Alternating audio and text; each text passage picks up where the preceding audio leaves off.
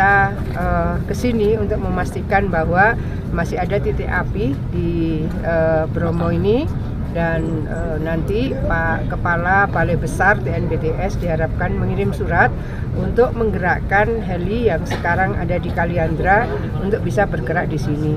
Jadi base camp dan refuel bahan bakar itu ada di Kaliandra Pasuruan.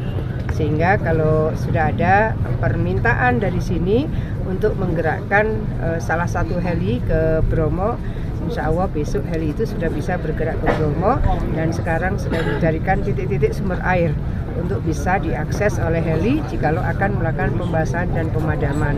Nah, setelah itu selesai semua, aman semua, maka insya Allah Balai Besar TNBTS akan koordinasi dengan tim PHRI Bromo untuk membuka kembali wisata di Bromo ini. Tapi pastikan bahwa semua aman, tidak ada titik api dan tidak ada asap. Saya menyampaikan tidak ada asap karena kalau ada asap itu potensial masih ada api di bawahnya.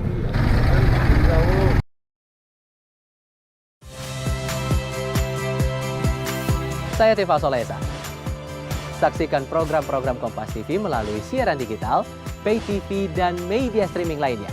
Kompas TV, independen, terpercaya.